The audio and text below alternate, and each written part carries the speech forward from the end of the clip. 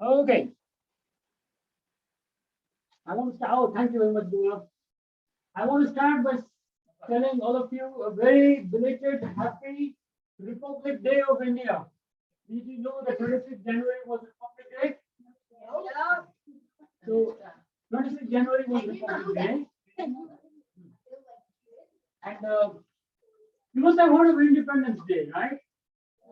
So India has its Independence Day, America has an Independence Day, almost every country has an Independence Day. What is this Republic Day? We'll find out soon.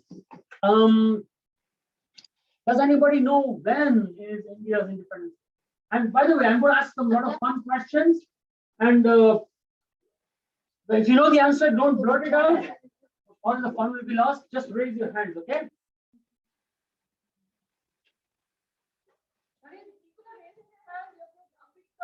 Yes, yes. Yes, sir. That's correct. Okay. That's okay. Sorry, I need your help to pass on some.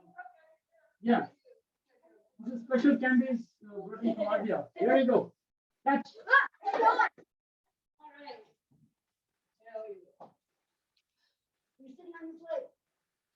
So something interesting, I would always say, please, okay, guys, let's just pay attention. Okay, thank you.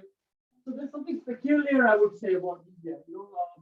Most of your parents at home or your grandparents, they must have done some very interesting and peculiar looking pujas and aarti with that fire and things, the bell and all that, right? With those birds. At the same time, we are like in America. The parents are most likely in some very exciting career job. And not only that, a lot of famous CEOs and people, you must have heard they are from India. Have you heard that? Do you know any famous CEOs of various companies who happen to be of Indian origin? Yes, Kanishka. Lovely. That's correct. Sundar Pichai is the CEO of Google, now known as Alphabet. Who else?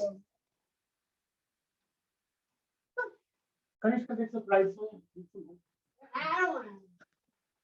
Okay, let us look at a list of at least some of the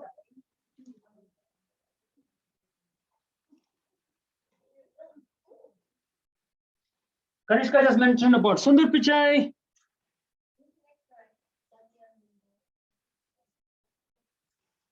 Satya Nadella, he is the CEO of Microsoft. Parag Agrawal, who recently became the CEO of Twitter. Yeah. Lena Nair, Chanel. Or that's a very famous perfume and fashion brand. And she is the CEO of that. You'll observe that they're not just from India, many of them are women also, right? Equally powerful. Shantanu Narayan, Adobe. Arvind Krishna, IBM. This pretty much covers most of the major high-tech companies. And all this is on the internet, okay? Everybody, I'm not telling you my opinion. This is just information that I'm sharing with you. And I'm hoping like after today, you will sometime in the future go Google and search and find out about these things. International Business Machines, it's one of the oldest and very advanced technology companies.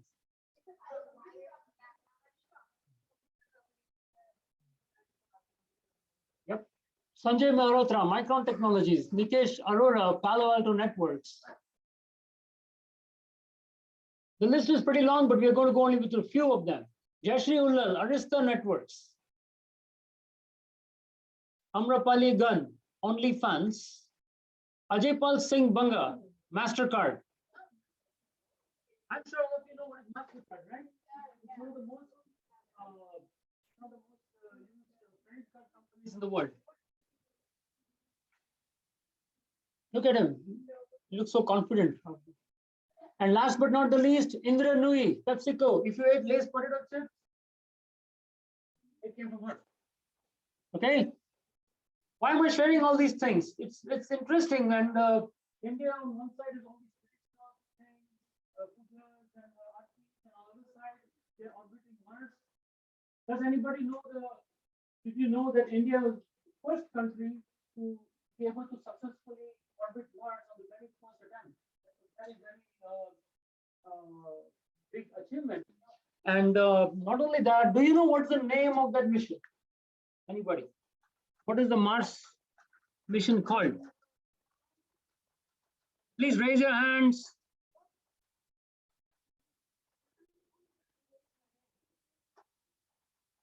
Okay. Mongolian is correct.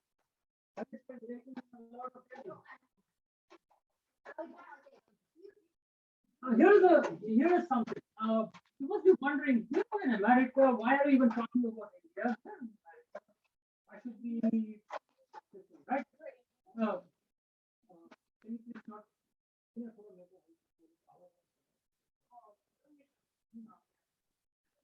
So when people ask me this, right, I tell them this, okay? I'm sure many of you are mommy's pet, many of you are daddy's pet. But if I tell you, hey, from tomorrow, you need to talk and play only with your mommy and you completely ignore your daddy. Can you do that? No, yeah. Love your daddy as much as you want. Or if I say, from now on, you have to talk only to your daddy and play with him and interact with him, but you completely ignore your mom. Not possible, right? Same way for me, India is like my mommy. I was born there. I was raised there. I had my all my food and everything. I started growing there. I got my values and my character and everything comes from there. So India is like my mommy. And America is where I started working, interacting with people, earning money, making friends like you. So America is like my daddy. So both of them are equally important, okay, for both of all of you. So that is why we are here. And I would like to share some very fun, interesting facts. Let's see. So to understand about India, we have to go into the past. Okay. That is the map of India, as you all might know. I moved it a little away in the map. Because we're going to talk a little bit about the neighboring countries and how that here's so much technology today. Now, here's a question for you guys. And parents also are welcome to participate. You will get candy also. Can you tell me? Look at that dude. That's how he looks like some character from Bahubali, but that is how in ancient India the kings used to look like. And do you know what are some of the ancient names of India? Anybody? Of India. It is a modern English name. What are the ancient names? Yes, huh? Oh, Raj is the name of the hero of the movie. Adya. Reshma. Yes. Hindustan. Yes. Sindh. Yes. How did all these names come up? So the very, very ancient name of India is called Jambudvipa. It means like an island which looks like the fruit. Because once upon a time, the Indian landscape was an island, and then it went and collided with Asia. That's how the Himalayas were formed. They also called it Dravida, Aryavrata. Have you heard of these names? Maybe not. Bharatavarsha. And then Bharata. That dude is from ancient Mesopotamia. One of the oldest civilizations, just like India. Yeah. They used to call India by a different name. They used to call them as Meluka. The Arabs called us Al-Hind. The Persians called us by various names. Sindhu, because there's a river, and beyond the river is the land of India. So it's called Sindhu, which then became Hindu. And they called it Sindh, like how Kanishka mentioned. And then the famous name, Hindustan, that was given to India by a very famous Daniel of Persia. And finally, the Greeks. That dude, by the way, is Aristotle. Very wise guy. I don't know why all wise people have a beard. That's why I'm clean shaven. Anyway, he made it simple. He just called it Ind and India. And a lot of the literature was written by the Greeks.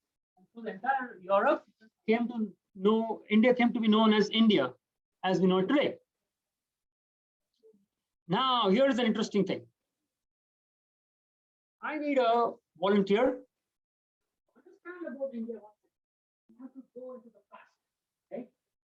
Way into the past. In time. But to travel in time and to make it fun and more interesting, let us convert time into a distance. Okay? How old are you guys, if I may ask? 10 or 12. Can I have some volunteer, maybe from the girls? You want to try? Okay. Can you come up here? What's your name? Hello. Thank you, Sanya. It may not be polite to ask a lady, but I would like to ask you, how old are you? 10. Thank you. So let us assume that Sanya's age is 10 and say in distance it is say this one. Okay? That's 10 years. Based on that, Ravi Uncle's based on that, Ravi Uncle's age would be like about a foot. I'm pretty much. Okay. Now, Sanya, please just stand here, please. You're going to do some interesting thing, and Sanya is going to take us back in time. Okay? Time travel is going to happen. So, Sanya, can you actually? I want you to turn around and face that way. And take a nice, big, long step. Stop, stop, stop. Based on our scale, Sanya has moved back 100 years. 100 years is a long time. Right? Because we started with 10 years, so it takes us a big step, which is 100 years. Even 100 years ago, at this time, India was actually fighting at the peak for its independence. The Quit India movement, the non-cooperation movement, all those things were happening, and the British almost knew that, hey, our time is up. Okay? That is 100 years ago. Can you take one more step? Ooh, this is the time when the British actually established their power in India. They ruled about 200 years. So Sanya has taken us back 200 years in time. Now I have a math question for you guys. Okay, I want the younger kids to possibly answer this. If one step is 100 years, if Sanya takes 10 steps into the grass, how much into the past will you go? 1,000, that's right. 1,000 years. That's really, really, really old. If she takes 20 steps, can you take 10 steps, please? Okay. Okay, thank you very much. If she takes 20 steps, how many years is it going to be? Yes, 2,000 years. We want to be nice and funny, and we want to have her back. We don't want her to get lost into the past. So, Sanya, please come back. Thank you very much for your help. Applause for Sanya.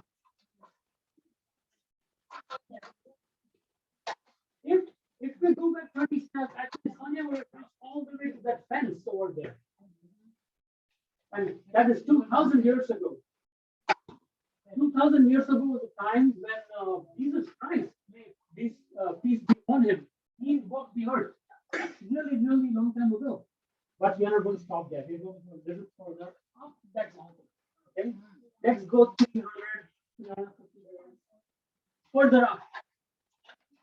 And we'll stop there because then this party will go on forever. Okay? So 350 years before Jesus Christ was born. That's a long time ago. Something interesting was happening back here in Greece. There was a little boy. He was about 13 years old, just a little older than you guys, maybe like Dhuva's age. And he was playing with his friends, just constantly bothering him. You know what was bothering him? He wanted to conquer the whole world. Just imagine. Such a small boy. I need to conquer the whole world. And there was one special country that he wanted to conquer. One land. India. That's right. It is believed that he couldn't sleep at night. Now, can anybody tell me, raise your hand, who we are talking about here? Kanishka, can you please raise your hand? Thank you. Yes. Alexander the Great, right? Yeah. That's correct. Alexander. It is believed that Alexander could not sleep at night. He was tossing and turning because the Greeks had written so much about this.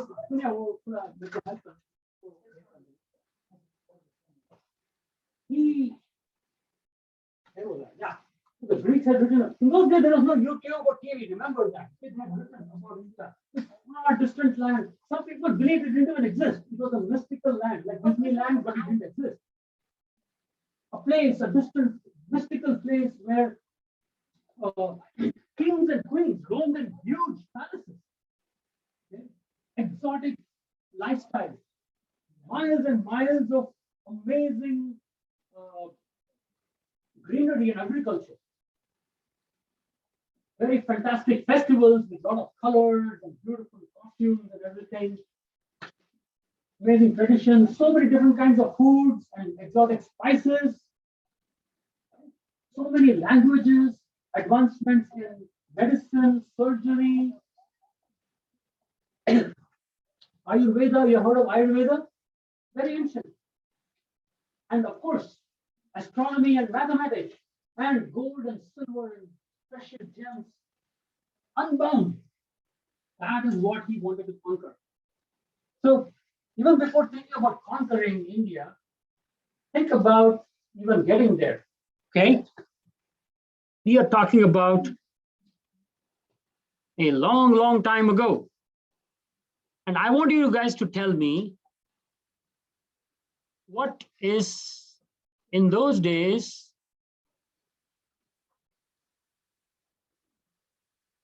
One second. Remember, we are on the other side of the fence. We are way back into the fence. No cars, trucks, aeroplanes, or anything like that. Do you know what is the most popular mode of transport? Anybody? Raise your hands. Yes, Adya. Sorry? Walking? Transport. No. 8 minutes. Yes? Horses. Horses? Horses? Yeah. You wanted to say something? Horses. 3 horses. Interestingly, the right answer is by Adya. It is walking. Having a horse was like having a Ferrari. It was not easy to get a horse. First of all, there are very, very few places in the world where even horses were available. So most of the people would travel on foot. So if you want to go to the Bay Area, you want to go to LA, you want to go to Las Vegas, you got to walk it down. It takes a couple of days. Just imagine. And let's look at the map of India here. And let's see where Mr. Alexander is. Ooh.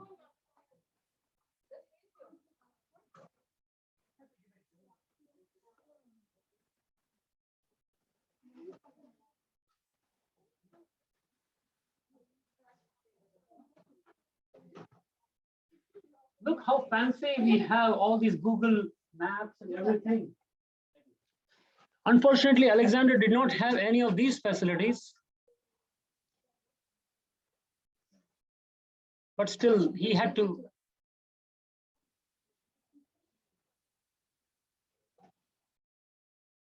He had to come to India. Can anybody tell me where is Greece? Oh, it's right here.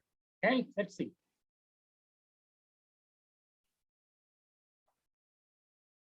And India is all the way down here. Do you know how far it is? 4,000 miles. You have to walk 4,000 miles, and it's not like there's a party out there. More. So let's see. But he is determined, right? He's Alexander, of course. He starts off by conquering some of the areas, all the countries around nearby. That's what the people did in those days. He just conquered all these places so that they don't bother him when he's off to India. Then you see that small land over here. He has to use that landmass and come into this area. And this part was a very big empire. The Persian Empire. They are not going to just welcome him. Because war. A lot of killing.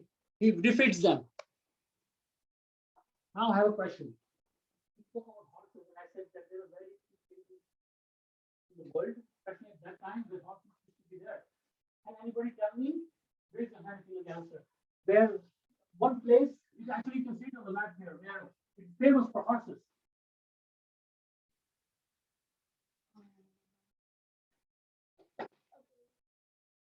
Yes, Kanishka. Arabia. Arabia, right? Arabian horses are popular even today. So what do? Today, if you want to buy a horse, you just go to Amazon and click. What does Alexander do? He said, let's go conquer Arabia. Right?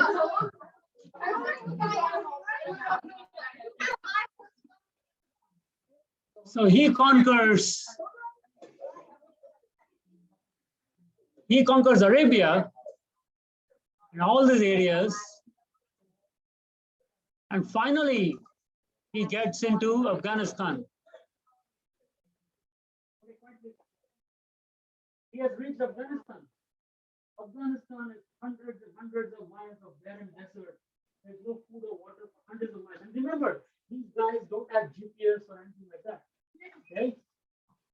And he has Alexander has a horse. We saw that picture. Many of his soldiers have a horse. But when you have thousands of soldiers, only a few hundred of them have horses. You cannot ride away in the horses. You all have to go together. So everybody walks. So they all came walking all the way, fighting, walking. And they reach Afghanistan. There are many tribes out there. They are not going to be happy. Fight all those tribes. Finally, after 4,000 miles, Alexander finally reaches India. No, not yet. He finally reaches the foothills. No, he finally reaches the foothills. He reaches the foothills, tallest, largest, biggest mountain range in the whole world, the Himalayas. Okay. You have to raise my hand. Since all of you know the answer, you can carry to all of you. Very good. Candy for answers. Now he's like, oh, now I'm done. So, okay, be with me, guys. Just think about it. You have thousands of soldiers behind you. You have come 4,000 miles over many years. I don't know. Yeah.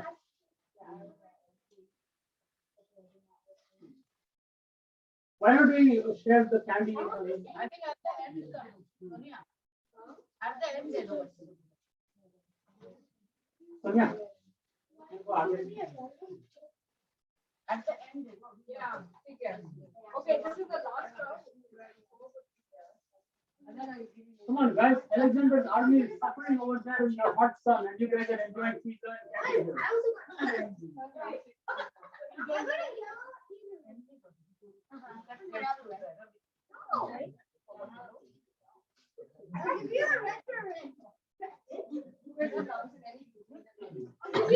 So, okay, just I wanted to imagine, like, you're Alexander, okay, and you have thousands of soldiers behind you. You come all the way, and finally you are blocked by this huge mountain.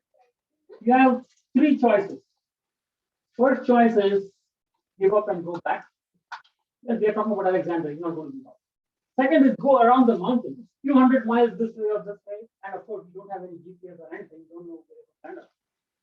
The third option is go through it. Go through the mountain. There's one, but just one pass. Only one passage, narrow passage, one second. Through that mountain that he can go. And do you know what the name of that passage is? No. Dhruva? Loudly, please. Khyber Pass, that's correct. So let's go and look at an actual picture. These things actually do exist.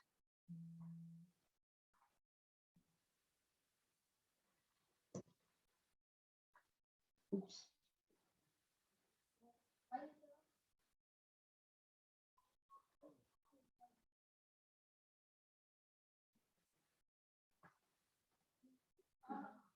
That's an actual picture of the Khyber Pass of today. Okay.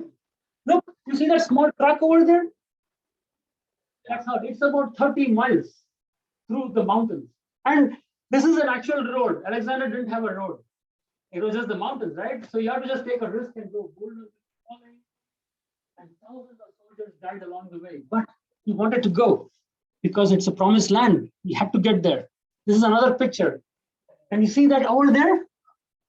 When you climb the mountain, you can actually see India. You must have had the pleasure of seeing it like this, because this all existed for thousands of years. And after crossing, after all the killing, finally, on early morning, it's like really early morning, the sun is rising in the east. Yeah, he has just crossed the mountains. And Alexander gets to see something, and he gets to hear something which nobody in the entire Europe has ever heard of in human civilization or seen. You know what that is? I know. And he sees it and he smiles and he knows he has reached India. I know. What is it? And you guys guess what it is? It's He also hears something. the hello in India? Huh? No. No. What? Yes. Thank you. No. That's a good guess, but no. No. Good guesses. Okay, everybody settle down. I tell you. Alexander sees a small temple at the end of at the foothill of the mountain. And that temple, the local villagers have gotten together and they're doing some puja early in the morning.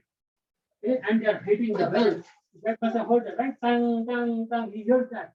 And he knows he has reached India.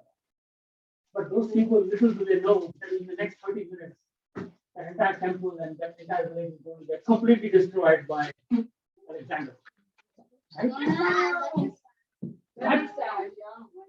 That is the.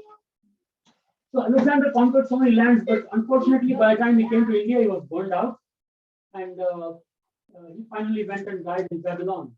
So, but the interesting thing is, not just Alexander, but lot of other people were also interested in coming to India because of this interesting thing. So I need a volunteer now to keep count. Somebody who can count for me. You want to come up? Okay, come on up. Okay, take a picture. Can you tell your name, please? Navraj. Okay, Navraj, you can count. It's a lot of people who have come to India. You be careful, count with me, okay? Okay, let's start with the Greeks. Okay? Now they know you can go to the Khyber Pass. It's 4,000 miles and a lot of thousands of people there. That's all. We can go to India. So we started with the Greeks. You also want to keep count? But you want to keep count as well? I'll ask randomly in between what the count is, okay? So we started with the Greeks, then came the Romans, then came the Kushans and the Huns. Now slowly, you remember we were on above the hill, right? We now just crossed the fence into the common era. And for a few hundred years, we didn't have many invaders, a lot of peace on land. That's when India developed a lot in terms of technology and medicine and everything. India gave the world the most important number. Can anybody guess what it is? Yes, Adya. Zero. You know, a friend of mine asked me, how can you prove that zero was invented in India? You know, how can you prove that if your friends ask you? In the ancient languages, if you take Greek, if you take Egyptian, hieroglyphics, Arabic, Roman, there is no name for the word zero. In India, there's a word for it. It's called shunya. I know it because when I used to get trouble, my mom used to say, shunya buddhi. You know what that means? Zero brains. Shunya is a very ancient word, and India invented zero. It was invented long time ago, but during this time is when a lot of knowledge was transferred to the Europe, and they learned about it. The numbers that you're counting for me, how many invaders so far? You can crack. Yes, Adya. 4? Okay. I'm sorry, I didn't get your name. Isha, can you also keep count for me? Thank you. I'll ask. Okay. This counting business also was actually started by India. You know the decimal point? There are learned decimal numbers. It's actually called Dashamla. It was started by India. So going further, sometime in the now something interesting is going to happen. In the 6th century, something interesting happened in Arabia. Can anybody tell me? Something interesting happened in Arabia which changed the course of things in India. Yes, Kanishka.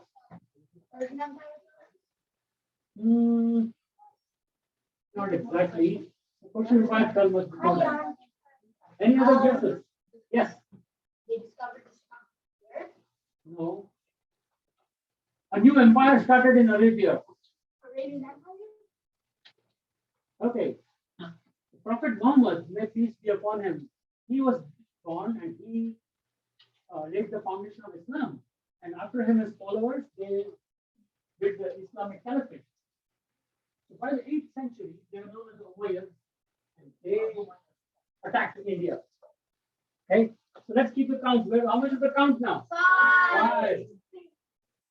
Then came the Gurids. Okay, attention please. Then came the Gurids. Then came the Ghaznavids. How are you in the count? Then came the Pashtuns, then the Afghans, then the Mongols, then came the Khiljis, and a lot of Mongol invasions. And I'm just talking about the major ones, okay? And then came the Khiljis, then came the Tughlaqs, and then came the Sayyids, then the Lodhis. 15, my goodness. By now, Sanyas have come back to somewhere in the middle of the lawn, okay? In terms of time. It's around 700 years ago. Come to that point. And at this time, something very interesting happened again in Afghanistan.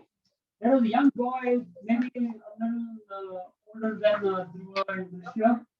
He got in a bunch of his friends and they took over a few villages. They became a lord of those, they became the kingpin of those villages. And then with their help, this man, he was a young boy, he conquered the city of Afghanistan, of Kabul in Afghanistan. But that was not his aim. His aim was not just that. What was his aim? He was ready to conquer India yet again. And this, do you know who I'm talking about? His name was Babur. Have you heard of Babur? Yeah. Mr. Babur also came through the same Khyber Pass like all the other invaders before him, starting from Alexander. However, after he crossed, he stopped at this small village called Bhutan. And something very interesting happened there, which changed the entire history of India forever after that. Okay?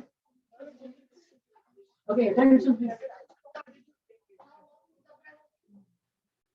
Right, please, guys.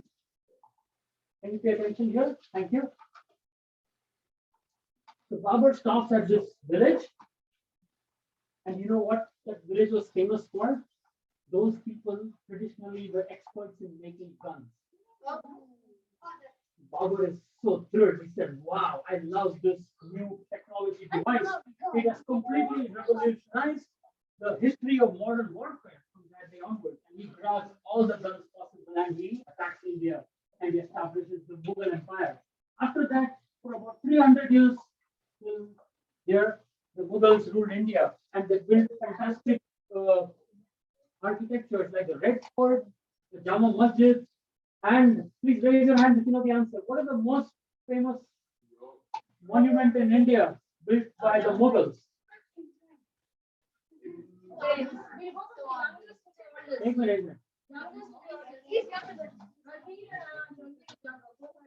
Ranveer.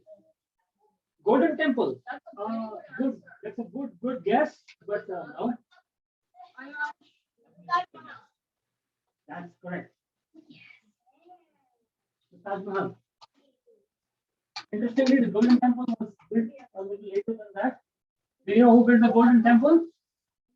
No idea.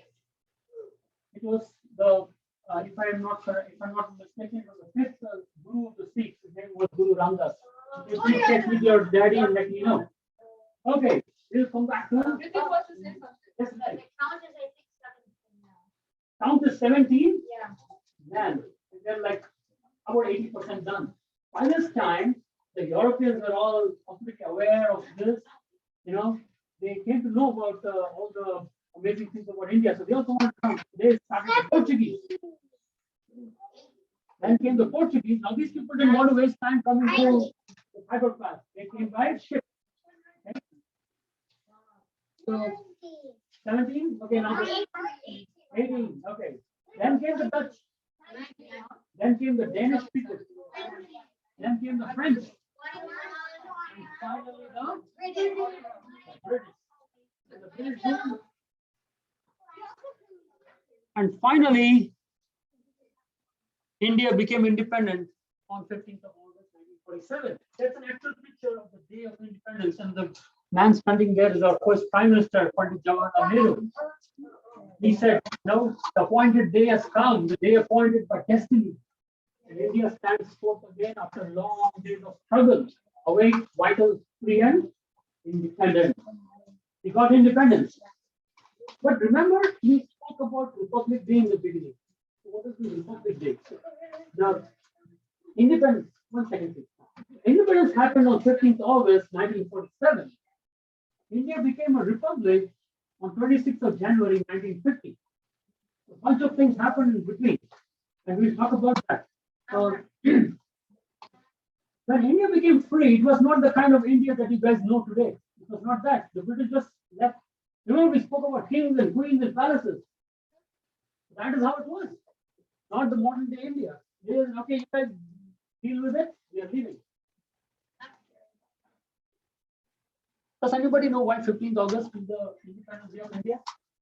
It's a very interesting fact. No, why was that day chosen? Okay, I'll tell you an interesting trivia here. The last British Viceroy of India, like the British so-called King of India before India had its own government, his name was Lord Louis Mountbatten.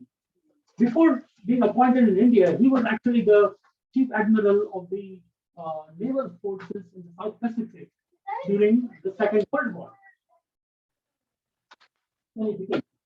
And all of you might know on 6th August and 9th August 1945, the atom bomb was dropped in Japan. But finally, 15th August of 1945 was when Japan surrendered. And that day, Mountbatten, he had played a big role in that. So he was very happy and he considered that day as a very auspicious day. So in 1947, when India's independence was going to be defined, he said that it should be, it is my wish that it should be the 15th of August. Cool. But just by just giving freedom, you don't define a country. Okay, a lot needs to happen before a country is formed. Let us take a quick look at Europe. This is how Europe looks today. Oh yeah. What is the final number, please? 22. These are just the major ones. Okay, I think I will talk about anyway, take a look at this, the map of Europe. Many of you, in the especially the senior students, might be aware of this. The area of India is very much similar to this. Europe, I hope you get to visit it someday, just like India. Right, please. It's got so many colors, but each one is a different country. Why? Because they are culturally different. They ethnically, they're different people. They speak different languages. They have their own country. In Spain, they speak Spanish. In Portugal, they speak Portuguese. In France, they speak. In Germany, they speak. In England, they speak. You guys are smart. So each are different countries. When the British left India, this is how India was. Okay? You guys, please pay attention. This is how India was. It was a bunch of more than 500 different kingdoms. Okay, and each of them wanted to be their own country. Fair enough. right? Very, very challenging situation. And when the British left, they made a comment. They said, "You guys will also crumble like the Balkans, like Europe. You'll be split into 100 different countries." Like the Balkan states. That would have been really, really crazy. It's like if you have to go from Bombay to Ahmedabad, you need to get 3 or 4 visas. Just imagine, like if you have to go from here to San Jose, you need to go to the consulate and get like 2 or 3 visas because of so many countries along the way. That's crazy, right? When the British made that remark and they left, there was one man. He just smiled at them. He didn't answer anything because he was determined that he is going to put all these different kingdoms together into one big country. This is what we call as India today. Does anybody know who we are talking about? President No. Not Gandhi. No. Another person was responsible for unifying India. His name was Sardar Vallabhbhai Patel. Vallabhbhai Patel. Very good. Right, please. Okay. Hey guys, I want you to be a little quiet. Okay. Thank you.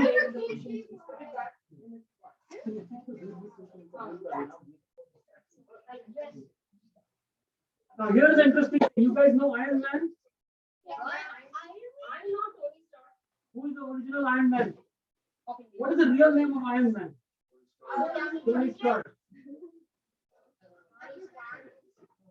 Sardar Vallabhbhai Patel. Guys, quiet, please. Can we settle down? Thank you. Sardar Vallabhbhai Patel, when he did this, he achieved this whole thing of uniting all the different nations.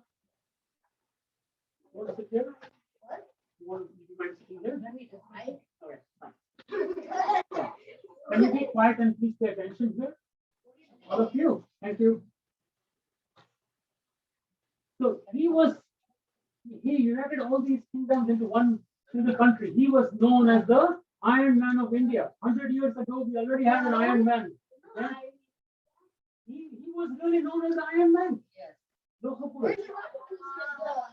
And before he became before he became Iron Man, he was known as Sardar. Sardar means a leader. Okay? If your first name is replaced by the word Sardar, leader, you must be really a big accomplished person. That's what he was.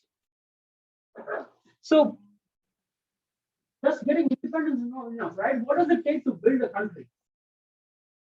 A lot of things, yes. Money. You need money. What else? Government. What else? Unity. That's the number one requirement. Yes, Kanishka. You need land. What else? What is identifies the country? Ruler. Yes. Tanvi aunty is also raising her hand.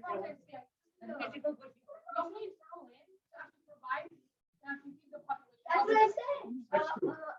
That's correct. What identifies the country? Yes. That's the land. What about? You need a flag. That's right. So this is the national flag of India. I'll share it with you very soon. Please. Thank you. Thank you. What else do you need? Define a country. Start by the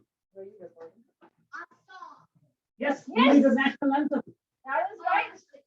You guys are forgetting all the most important thing. You need the currency. America is US dollar. In India, you have the rupee. So you need to print all that. You can't just say we are a country, right? You need to have all these things defined, everything prepared. Now, here's the interesting. Let us see. Which grade are you in? Fourth grade. You're right now in fourth grade. That means in the month of June. I'm sorry, I lost your name. Isha is going to complete her fourth grade, and sometime in June she will have freedom, right? Vacation. Let us assume on June 6th, you get your school over. You have pizza party and everything, and you get freedom. At the day, if I come and ask you, Isha, what grade are you in? Will you say I'm in fifth grade? Not yet, because you just finished fourth, but you're not in fifth yet. So you're going to enjoy summer vacation for 2 months, and then you'll be in fifth grade, right? But during these 2 months, what is the school doing? Exactly. The school has a lot of work to do. They have to define a fifth grade. They have to put the list of all the children in there, reach out to the parents, do the paperwork, get the money from the government to run the school the next year. So many things have to be done. Just imagine for a school when so much of work is to be done. If you build a whole country, think of that. How much of work is to be done, right?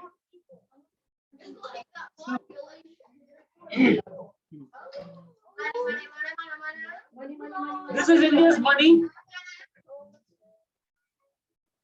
You see on the side,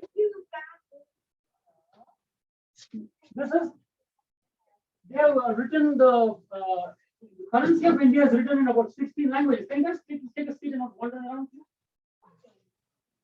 Thank you. Yeah, almost done here.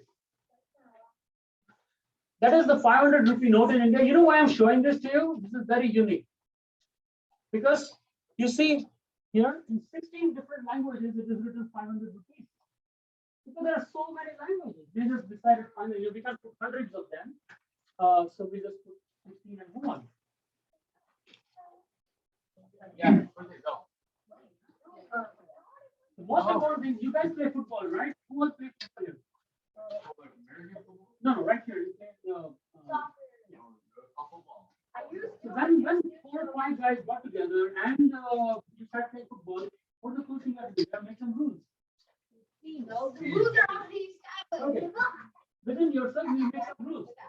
Same way, when a country is formed, you have to make some rules, right? Who is going to rule the government? How will they be elected? How will you pay the taxes? How will you earn money? What will you do if somebody attacks you? Exactly, you're right. No. So this is an actual scan. Okay, guys, we're almost done. I want you to pay attention here. This is very interesting. This is an actual scan of the original Constitution of India. It's the longest written constitution. It's 479 pages, 395 articles, 22 parts and 8 schedules. Yesterday night, it took me about 2.5 to 3 minutes to download it. And you can imagine how long it would have taken to write it.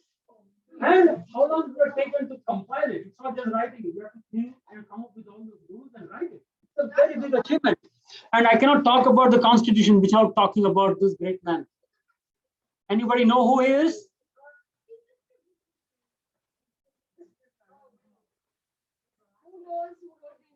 Yes.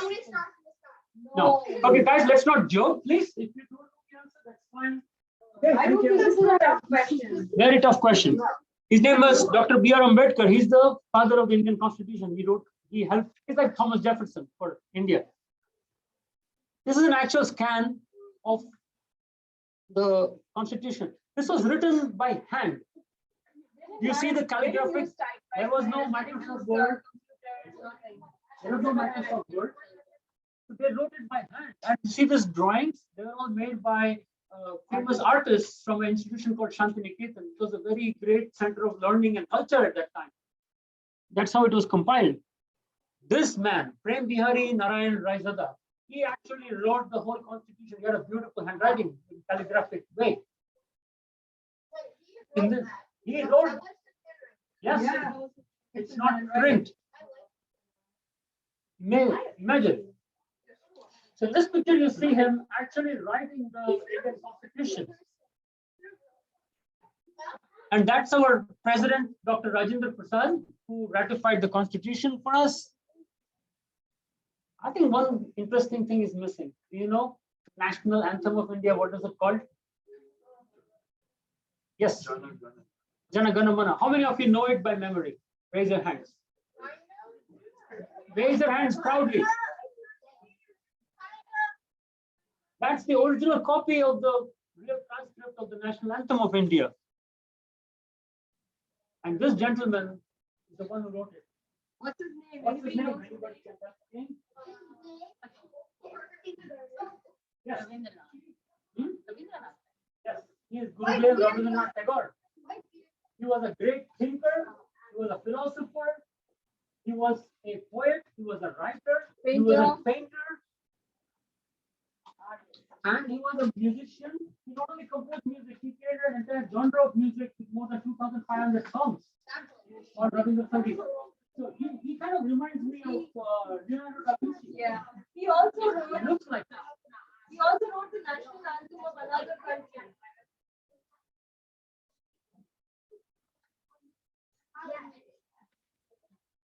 But that's our national anthem, and we will wrap up by a back practice.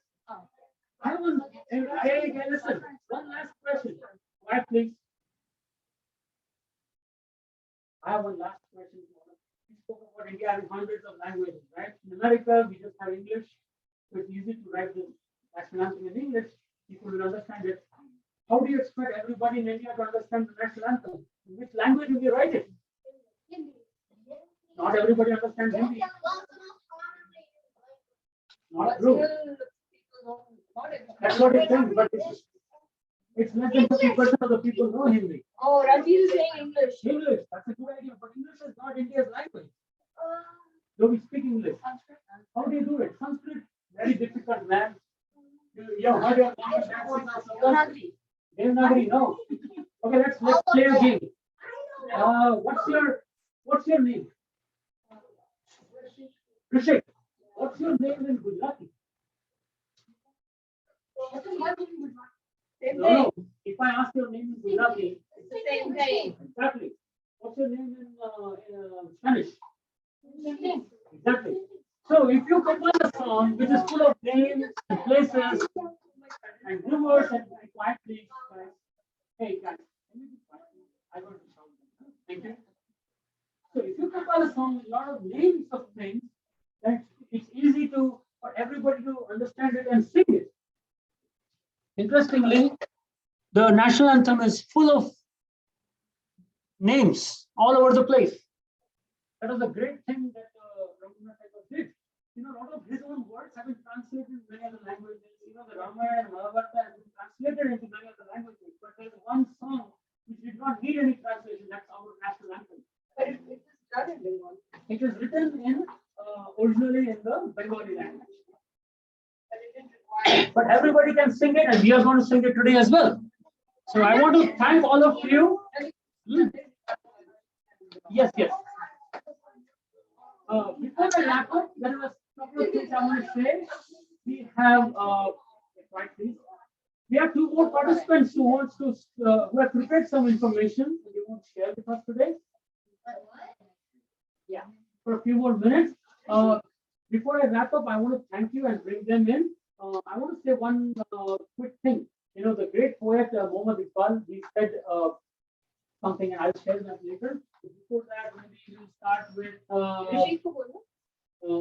Rishik, you want to talk about something? No, I'm good. You're good? I'm good. Okay. Adya has prepared something about a great leader of our country. All right. Adya, you're up. Come on, Beta. Come on up. Everybody give a big hand to Adya. Before she starts, I want to say that it takes a lot of effort. And courage. And courage. It takes a lot of effort to prepare the information, and it takes a lot of courage to come up and speak to a bunch of friends. I want all of you to cooperate and encourage her and learn from what she has to present. Thank you.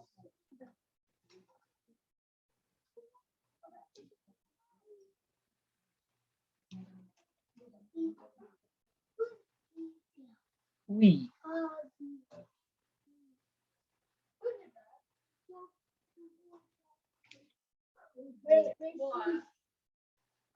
Okay, there you go. Jhansi Ki Rani, Queen of Jhansi by Adya Shipikar. What do you, Adya? Okay. Where is the mouse? One second.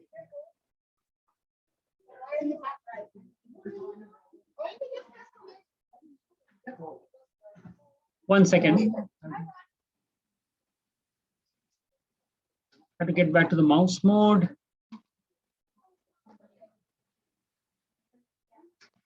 Okay.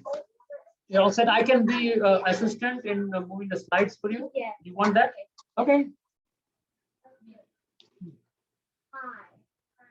Hello. Today I'm going to tell you about Jhansi Ki Rani.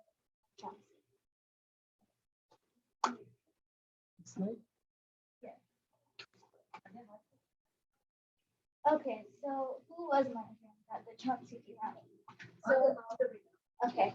Manikarnika Manu Tambe was born on September 19th, 1828 in Varanasi. Her mother died when she was only 4. She and her father, Marpan Tambe, moved to Bittur and were welcomed by Bajirao II. Manu grew up in the court of Bajirao Peshwa. Manikarnika's teacher was Tatya Dobe, whom she called Tatya Guru. At a young age, Manikarnika was skilled at horse riding, fencing, and shooting without even going to a proper school of martial arts.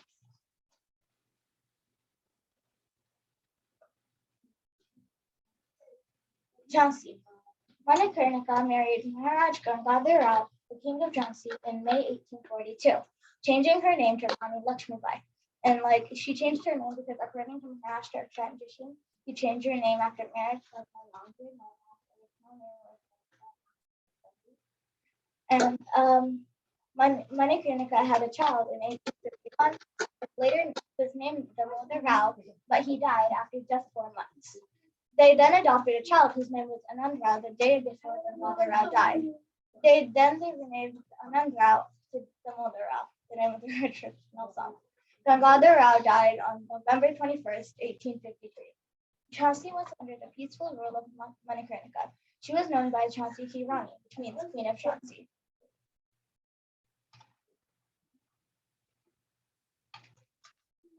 The siege of Jhansi. By 1854, the British gave the Rani of Jhansi an annual pension of 60,000 rupees and was asked to leave the Jhansi fort. But Manikarnika was adamant not to give up her Jhansi. Her slogan was, "Marry Jhansi Nahi Bhumi." The Rani knew that war was the only option. She trained women in warfare and prepared her army. The East India Company, led by the British, attacked Jhansi in 1858, but they were surprised to find a Jhansi Ki Rani-led army. The war went on for almost a month before Jhansi fell.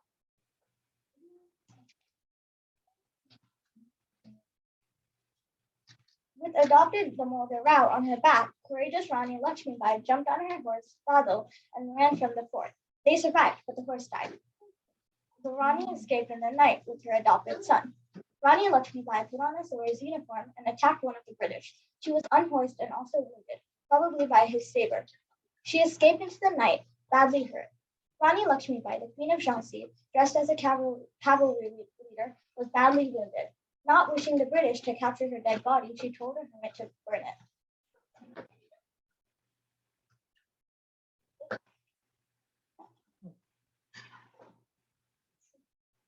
What did Jhansi Ki Rani fight for? Courageous Rani Lakshmibai fought for freedom and liberty. She played an important role in India's freedom. She lived and died for the country. We will never forget her contribution to India.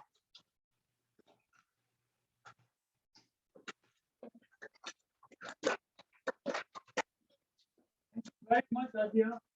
Very interesting presentation about Rani Lakshmibai, who was the queen of a small kingdom of Jhansi, but she fought till her last breath physically and represented a whole nation against the British.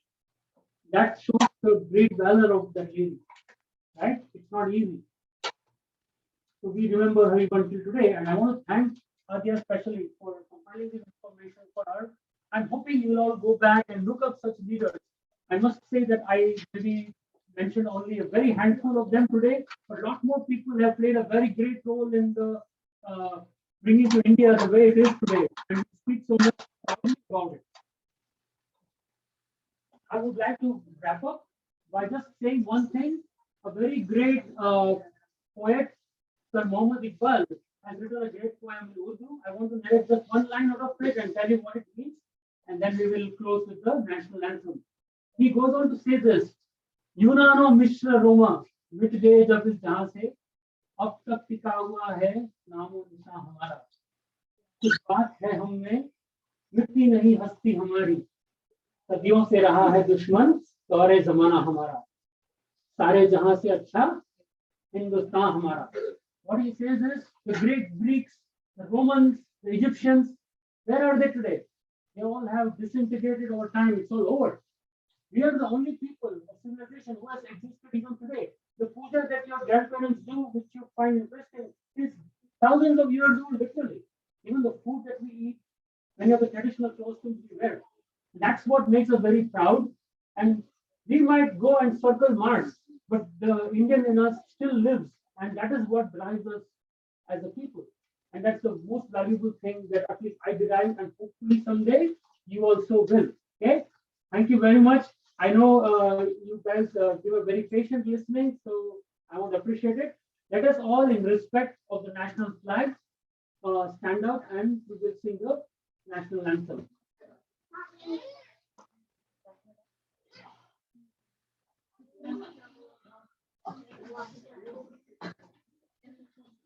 But they all of you supposed to stand up there. Stand up, Peter.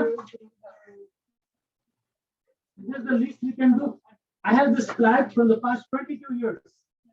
We have moved many apartments. Whenever I move, it doesn't go with the people. It goes with me personally. I carry it. That's the least I can do for such a great country. So we will wrap up with singing the national anthem. In Indian national anthem, we don't stand like this. We just stand in attention. Okay? Sound done? Sing with me. You can just mumble along, but sing with pride. Yeah, I can open the lyrics. That's a good idea.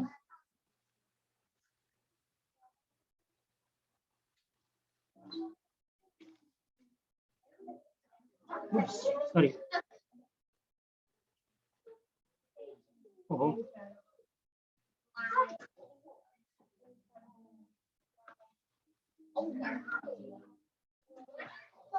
I'll just fast forward it fast.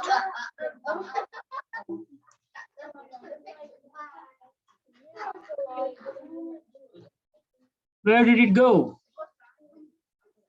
There you go. Okay, this is the transliteration in English. Please follow with me. No hands in pockets, please. Hands out. Attention. Thank you. Now done. No caps or anything. Okay, we'll start singing the national anthem.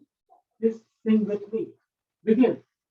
Jana Gana Mana Adhinayaka Jaya He Bharata Bhagya Vidhata Punjab Sindh Gujarat Maratha Dravida Uttara Ganga Vindhya Himachal Yamuna Ganga Uchala Jaladhara तब शुभ नामे जागे तब शुभ आशीष मागे गाहे तब जय गाथा जन गण मंगल दायक जय हे भारत भाग्य विधाता जय हे जय हे जय हे जय जय जय जय हे जय Thank